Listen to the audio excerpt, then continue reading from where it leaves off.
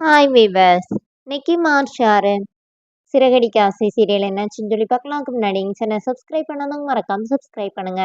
இன்னைக்கு என்ன அப்படின்னு சொல்லி பார்த்தீங்கன்னா, இங்கே வந்து மீனா வந்து முத்துக்கிட்ட வந்து கேட்குறாங்களே, நீங்கள் ஏன் என்கிட்ட இந்த உண்மையை சொல்லவே இல்லை அப்படின்னு சொல்லி கேட்டோன்னே, முத்து என்ன சொல்றாருன்னா, நீ எதுக்கு சிட்டிக்கிட்ட போய் அப்படி சத்தம் போட்ட? உன் தம்பி அவங்களெல்லாம் அடக்கி வைக்க முடியுதா? அவன் அவங்கிட்ட தானே வேலைக்கு போறான். அவனை அங்கே வேலைக்கு போகாதீங்கன்னு சொல்ல முடியுதா அப்படின்னோடனே மீனா அமைதியாயிடுறாங்க. அவனை அடக்காதீங்க, இவன போய் நீ எதுக்கு அப்படி போய் கத்திட்டு வர அப்படின்னு சொல்லி முத்து சத்தம் போட்டோடனே மீனா என்ன சொல்றாங்க, உங்களுக்காண்டி தானே நான் அவன்கிட்ட போய் பேச போனேன் அப்படின்னு சொல்லிட்டு மீனா வர முத்துக்கிட்ட வந்து கத்துறாங்க. அப்புறம் முத்து போயிடுறாரு. இங்க என்ன ஆகுதுன்னா, முத்து போகும்போது அவரோட ஃப்ரெண்டு ஒருத்தரை வந்து மீட் பண்றாரு. அவர் வந்து ஒரு கட்சியில இருக்கிறாரு. அப்போ உடனே வாடா, உனக்கு போய் இந்த மாதிரி எங்க தலைவரை உனக்கு அறிமுகப்படுத்தி வைக்கிறேன்னு சொல்லி உள்ள கூட்டிட்டு போகும்போது, அங்க வந்து 250 கல்யாணம் வந்து நான் 2 நாள்ல நடக்க போது, அதுக்கு தாலி எல்லாமே ஏற்பாடு பண்ணிட்டு இருக்காங்க. இன்னும் 7, 8 ஜோடி கம்மியா இருக்கணும்னே அவங்க தலைவர் சொல்றாரு, பேசாம இந்த தம்பியை கொண்டு வந்து நிப்பாட்டிட வேண்டியதானே. ஐயையோ! ஒரு வாட்டி கல்யாணம் முடிஞ்சதுக்கே நான் படாத பாடுபட்டுருக்கேனோனே, இல்லப்பா உன் பொண்டாட்டிய கூட்டிட்டு வந்து கல்யாணம் பண்ணிக்கிறோனே. வேண்டாம்ப்பா, ஒரு வாட்டி கட்டின தாலிக்கே நான் என்ன பாடுபட்டுட்டு இருக்கேன் அப்படின்னு முத்து சொல்றாரு.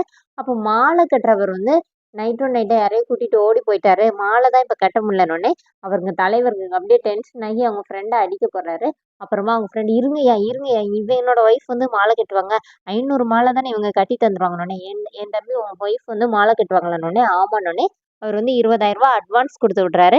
முத்து சந்தோஷமா வீட்டுக்கு போய் அண்ணாமலைய கூப்பிட்டு உட்கார வச்சு மீனாவ கூப்பிட சொல்றாரு. ஏன்டா நீ கூப்பிட மாட்டியான்னோனே, இப்போ அவர் வந்து 2 பேருக்கு இடையில டிரான்ஸ்லேட்டரா உட்கார வச்சிருக்காங்க. முத்து சொல்றதெல்லாம் அவர் மீனா கிட்ட சொல்லணும். மீனா சொல்றதெல்லாம் அவர் வந்து முத்து கிட்ட சொல்லணும் அப்படின்னு சொல்லிட்டு, இப்போ முத்து வந்து அட்வான்ஸ் எல்லாம் கொண்டு வந்துட்டு 500 மாலை கட்டணும் அப்படின்னு சொல்லி காசெல்லாம் குடுத்தோனே, அதுக்கு எவ்வளோ ஆகும்னோனே, மீனா என்ன சொல்றாங்கன்னா, ரூ. 2,00,000 ஆகும் அப்படின்னு சொல்றாங்க. உய் பெரிய ஆர்டர் தான்டா புடிச்சிட்டு வந்திருக்க அப்படின்னோனே, 500 மாலை கட்டணும் 2 நாள்லன்னோனே, அது எப்படி மாமா கட்ட முடியும்னோனே, என்னப்பா இப்படி அலட்டிக்கிற? கட்ட சொல்லுங்க அப்படின்னோனே, அதுக்கு எனக்கு ஆளெல்லாம் வேணும். சரி சம்பளம் குடுத்துக்கலாம். நான் வந்து எனக்கு தெரிஞ்ச அக்காங்களெல்லாம் கூப்பிடுறேன். நாளைக்கு போய் பூ வாங்கிடலாம் அப்படின்லாம் சொன்னோனே, முத்துவும் சரின்னு சொல்லிட்டு கிளம்பிடுறாரு. இங்க என்ன ஆகுதுன்னா, மனோஜும், ரோஹிணியும் ரோட்ல நடந்து வந்துட்டு இருக்காங்க. அப்போ ஒருத்தவங்க வந்து வழி மறிச்சு, ரோஹிணி கிட்ட 3 வருஷத்துக்கு முன்னாடி கடன் வாங்கிட்டு போனியே, இன்னும் கடன குடுக்கலையா? நாங்க உன் மேல போலீஸ் கேஸ் குடுக்கணும்னு நெனச்சோம். நீங்க வந்து மாட்டிக்கிட்டேன்னு சொல்லி, ஆதார் கார்டோட 2 பேரையும் மனோஜையும், ரோஹிணியும் ஃபோட்டோ எடுத்துட்டு, இனி நீங்க காசு தராட்டி நாங்க கம்ப்ளைண்ட் பண்ணிருவோம். இனிமே உன் புருஷன் தான் இதுக்கு வந்து இது அப்படிங்கிற மாரி சொல்லி, இல்லாட்டி அவர தூக்கி 1 வருஷம் ஜெயில்ல வச்சுருவோம்னு சொல்லி மிரட்டிட்டு போயிடுறாங்க. இப்போ மனோஜ் வந்து ரோஹிணிய வந்து திட்டுறாங்க. என்ன மட்டும் நீ எவ்வளோ கேள்வி கேட்குற?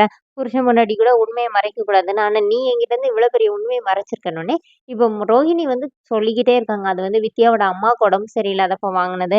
அவ இவ்வளோ நாள் கடன் அடைச்சுட்டு தான் இருந்தா. நாங்க ரூ. 2,00,000 வாங்குனோம். ரூ. 4,00,000க்கு வட்டிலாம் இருந்துச்சு. எல்லாத்தையும் அடைச்சுட்டோம். இன்னும் ரூ. 2,00,000 தான் கட்டணும் அப்படின்னு சொல்றாங்க. ஆனா மனோஜ் இப்படி திட்டிட்டே இருக்கிறத பார்த்தோனே, நாங்க என்ன அவசரத்துக்கு தானே வாங்குனோம். உன்னைய மாரி ரூ. 27,00,000 எடுத்துட்டு போய் ஒருத்திட்ட குடுத்து ஏமாந்துட்டா வந்தோம் அப்படின்னோனே, இவ்வளவு நாள் முத்து தான் இதெல்லாம் சொல்லி காட்டிட்டே இருந்தான். இப்ப நீ சொல்லிட்டல்ல அப்படி சொல்லிட்டு மனோஜ் அப்படியே ரொம்ப சோகமா போறாரு.